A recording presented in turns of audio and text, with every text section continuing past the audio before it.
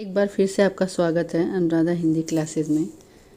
आप सब लोगों की तैयारी कैसी चल रही है ज़रूर बताइएगा कमेंट के माध्यम से। आज हम देखते हैं हिंदी साहित्य में भारतीय काव्य शास्त्र, उनकी सभी कृतियाँ, सभी काव्य शास्त्रियों की सभी कृतियाँ और उनके कहे हुए कथन और परिभाषाओं के साथ, जिसमें मैंने पूरा भरत मुनि से लेकर लगभग 35 का भारतीय काव्य शास्त्रों को लिया हुआ है और उनकी कोई भी लगभग छूटा नहीं है। अगर एक दो छूटे हों छूटे नहीं, मैंने सबको लिया हुआ है। तो चलिए अब देखते हैं भारतीय काव्य शास्त्री और उनकी कालजयी कृतियाँ। ठीक है, तो पहला है भरत मुनि। हमारे जो हैं भरत मुनि दूसरी शती ईस्वी से पूर्व से तीसरी शती ईस्वी पूर्व के बीच का इनका समय है। और इनकी कालजयी कृति जो है इनकी जो है भरत मुनि की है नाट्यशास्त्र, जिसमें उन्होंने सातवें और आठवें अध्याय में रस के बारे में पूरा वर्णन किया हुआ है। नाट्य विधानों का अमर ये विश्वकोश माना जाता है। ठीक है, और ये रस संप्रदाय के प्रवर्तक कहे जाते हैं। भरत मुनि जो हैं रस संप्रदाय के प्रवर्तक कहे जाते हैं। रस सूत्र इनका है विभाव अनुभावाभिचारी संयोग दत्त से निष्पत्ति। नाट्यशास्त्र से ये लिया गया है और ये कथन किसका है? भरत मुनि का। ठीक है, अगला देखते हैं। दूसरे कवि के हम स्थान देंगे समय के अनुसार छठी शताब्दी। छठी शती में है इनका मध्यकाल, बीच में छठी शती का मध्यकाल, अर्थात मतलब ये हुआ कि 640 के मतलब 6 उसमें 40 के मध्य से लेकर पूरा 90 के बीच तक का इनका समय है। तो छठी शती का मध्य से लेकर इनका समय माना जाता है भामा का। सर्वप्रथम में हम किसको रखेंगे? भरत मुनि को। ठीक है, दूसरे में भामा है और इनकी कालजयी कृति है काव्य अलंकार। ये अलंकार संप्रदाय के प्रवर्तक हैं। ये अलंकार संप्रदाय के हैं और भरत मुनि हैं रस संप्रदाय के। ठीक, इस बात को जरूर याद रखिएगा। और इन्होंने क्या कहा है अपने काव्य अलंकार अपने जो उनका ग्रंथ है उसमें इन्होंने कहा है कि शब्दार्थों सहित काव्यम इनकी परिभाषा है। अगले हम देखते हैं तीसरे नंबर पे।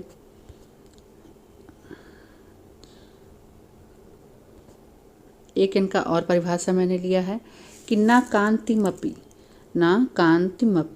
न मूर्छम विभाति वनिता मुखम।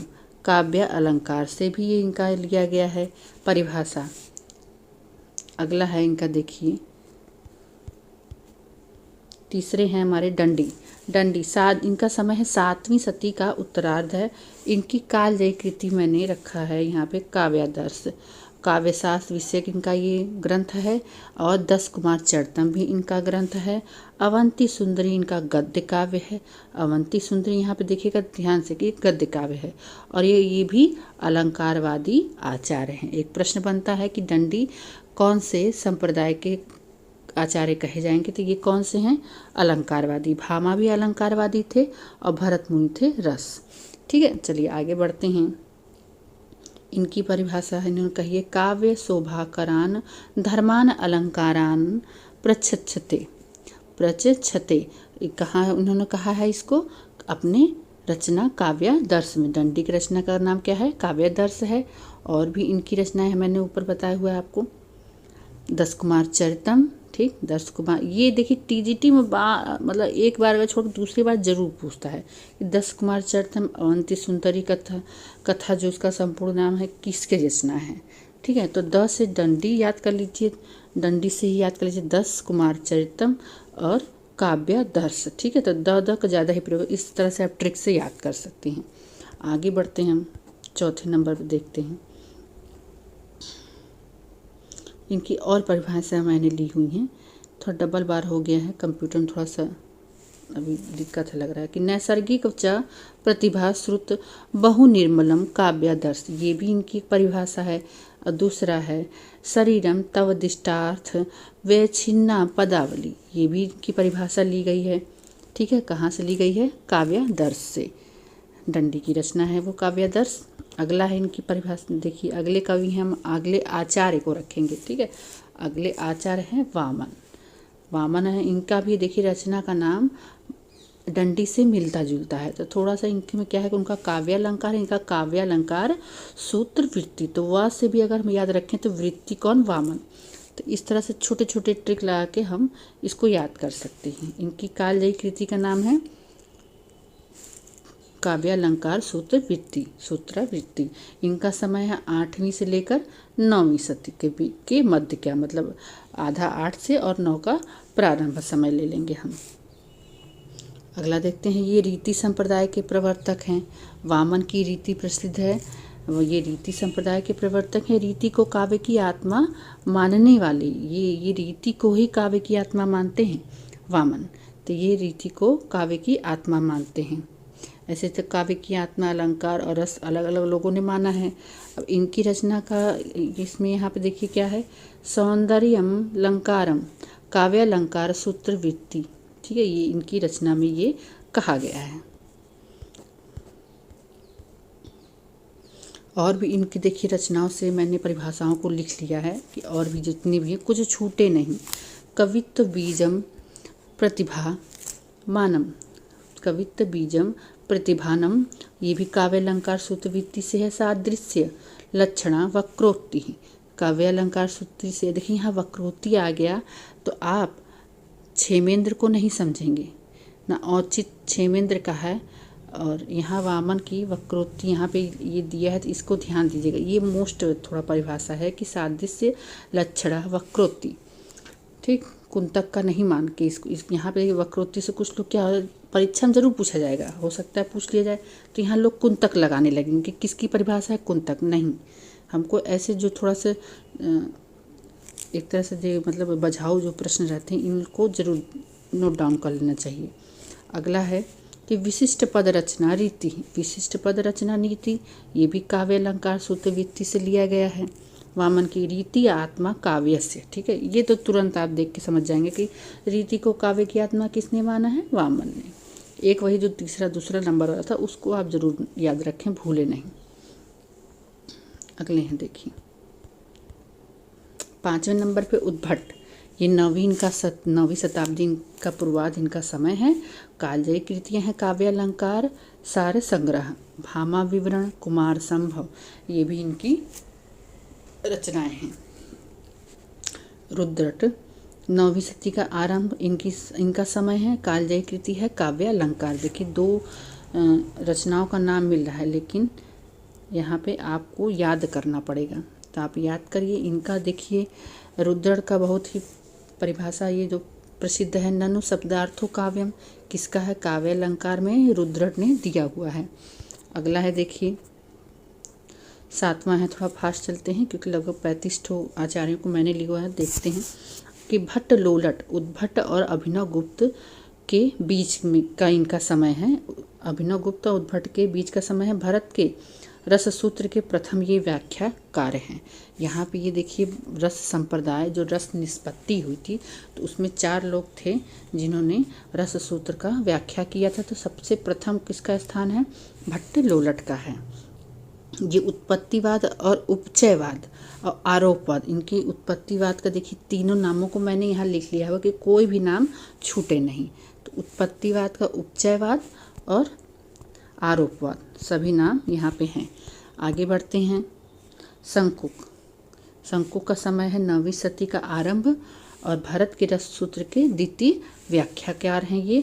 इन्होंने अनुमति या अनुकृतिवाद के नाम से रस की व्याख्या की है, रस के सूत्र की व्याख्या की है।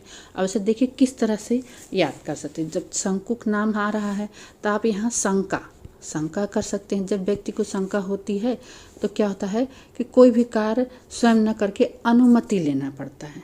तो देखिए कितना बढ़िया ट्रिक बन गया, इस तरह से याद हो जाएगा। अगला है देखिए आनंदवर्धन का समय क्या है, 9वीं सदी का मध्य भाग। अभी बोला गया तो उद्भट 8वीं से 9वीं सदी का इनका समय है, 9वीं सदी का मध्य भाग। कालजयी कृति है इनकी ध्वन्यालोक, ध्वनि संप्रदाय के प्रवर्तक हैं। ठीक, ध्वनि संप्रदाय के प्रवर्तक हैं। इनकी रचना का नाम है ध्वन्यालोक। ध्वनि को काव्य की आत्मा मानने वाले और ध्वनि संप्रदाय के प्रवर्तक कहे जाते हैं। अगला है देखिए रुद्र भट्ट 10वीं शताब्दी, कालजयी कृतियाँ, काव्य अलंकार इनकी कृति है, और श्रृंगार तिलक।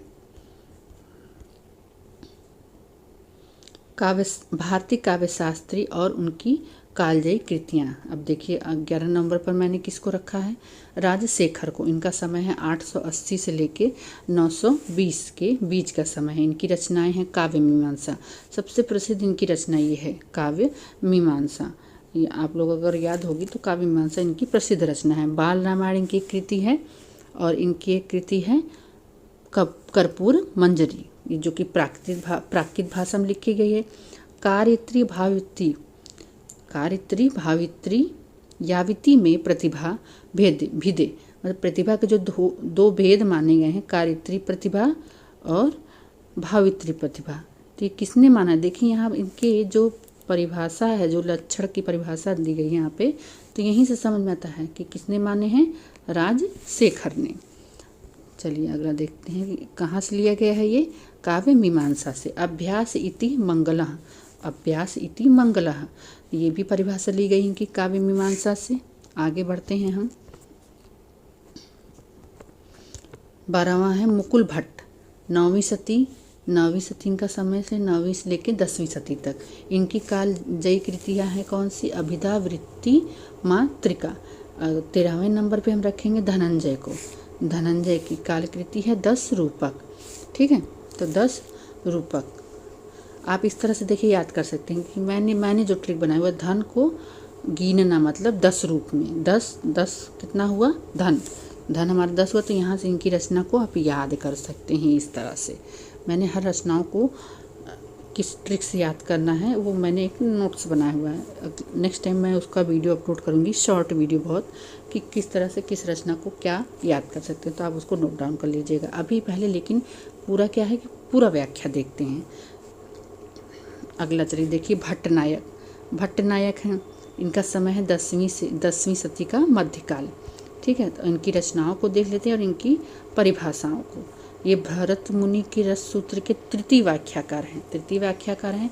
भुक्ति और भोग, भुक्तिवाद या भोगवाद और साधारणीकरण। देखिए अच्छा, नायक क्या होता है, नायक होता है भोग भाव विलासी होता है। तो इस तरह से आप ये भी याद कर सकते हैं कि इनका रस सूत्र का नाम क्या था, तो भोगवाद। ठीक, और साधारणीकरण था भावकत्वम साधारणीकरणम भट्टनायक, ये इनके सूत्र की व्याख्या थी। अगला आगे देखिए अभिनव गुप्त, इनका समय है 10वीं से लेकर 11वीं सदी तक। ठीक, अभिनव गुप्त का समय क्या है, 10वीं सदी से लेकर 11वीं सदी तक। इनकी कालजयी कृति क्या है, ध्वन्यालोक की टीका। ध्वन्यालोक की टीका इन्होंने किस नाम से लिखी है, लोचन। और नाट्य शास्त्र की टीका क्या लिखा है, अभिनव भारती। ये देखिए मोस्ट इम्पॉर्टेंट प्रश्न है कि अभिनव गुप्त ने लोचन नाम से किसकी टीका लिखी है, तो ध्वन्यालोक की लिखी है। और नाट्य और अभिनव भारती नाम से किसकी टीका लिखी है, तो नाट्य शास्त्र से।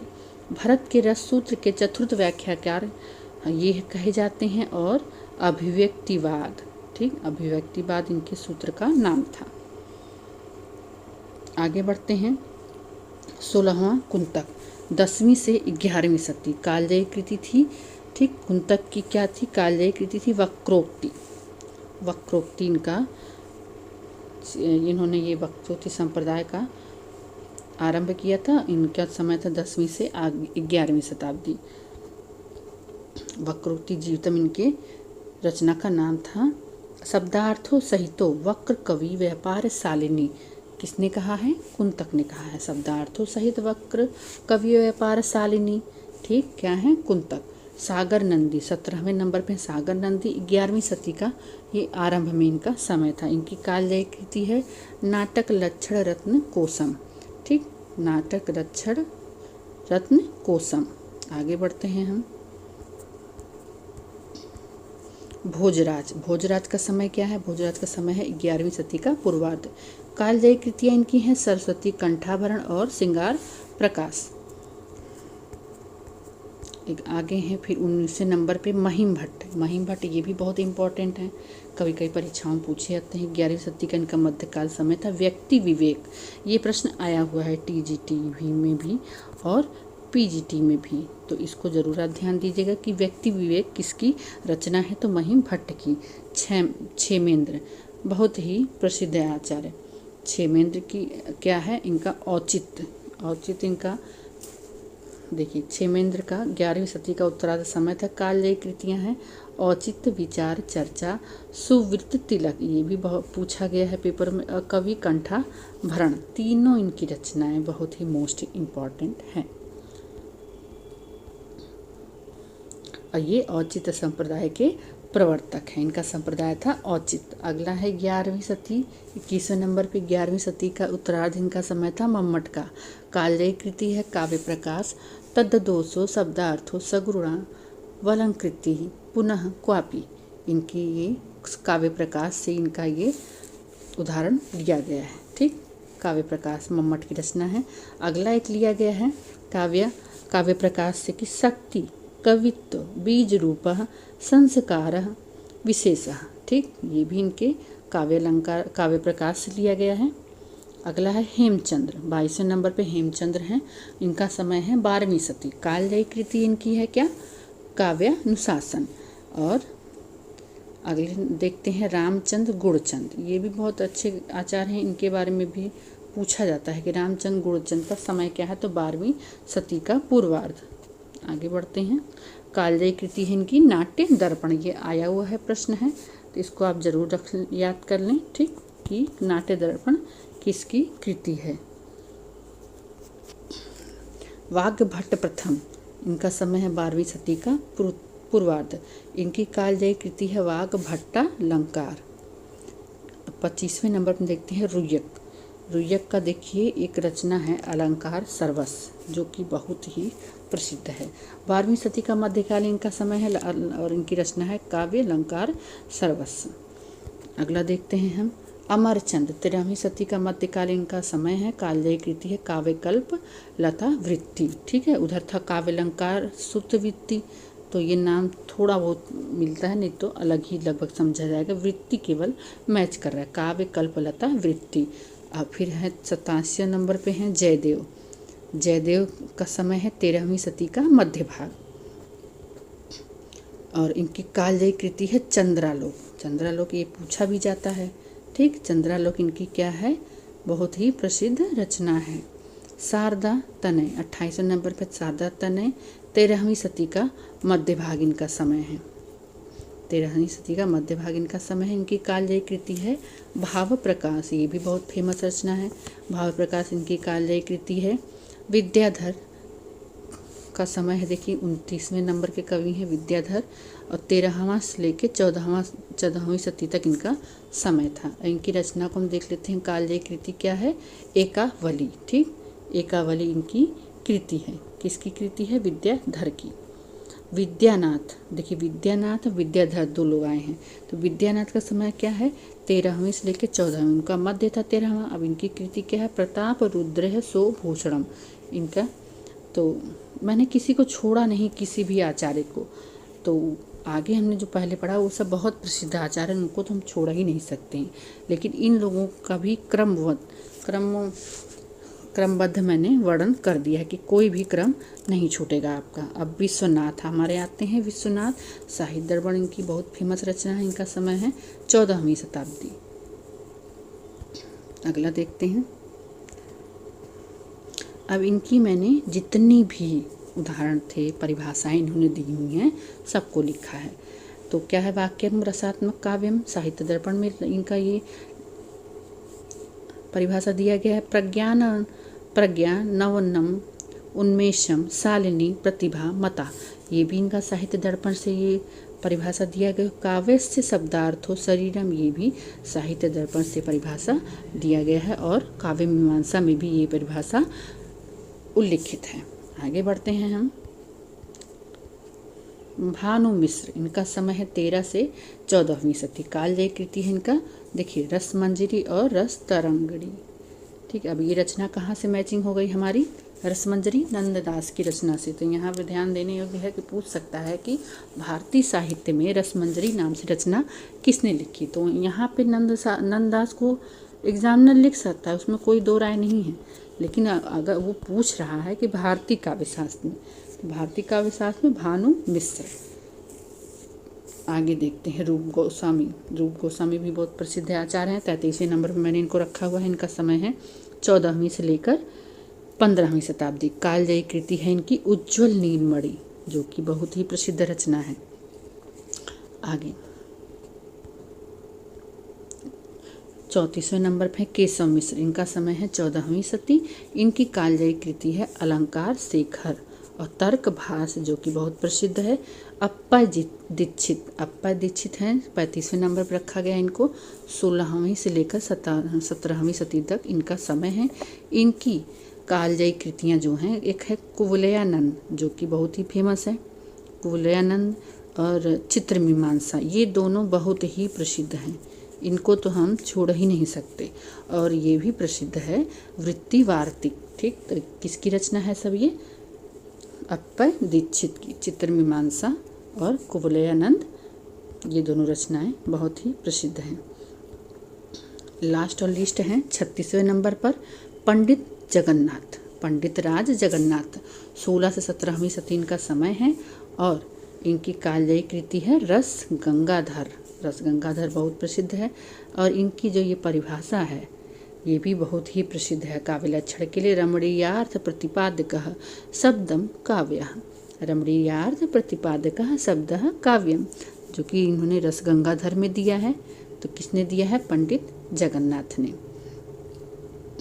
तो मित्रों, आपको कैसा लगा ये वीडियो? एक ही वीडियो मैंने संपूर्ण भारतीय काव्यशास्त्र के सभी आचार्यों को रखा है और उनकी सभी रचनाओं को उनके समय, लक्षण व परिभाषाओं के साथ। ऐसे ही मेरा सपोर्ट करते रहिए ताकि मैं आपके लिए अच्छे वीडियो लाऊं और इस चैनल को, हमारे अनुराधा हिंदी क्लासेस को आगे बढ़ाइए। धन्यवाद। चैनल को ज़रूर सब्सक्राइब करिएगा और जितने भी KVS एस्पिरेंट हैं, नेट के विद्यार्थी हैं, सभी को आप शेयर करिए। धन्यवाद।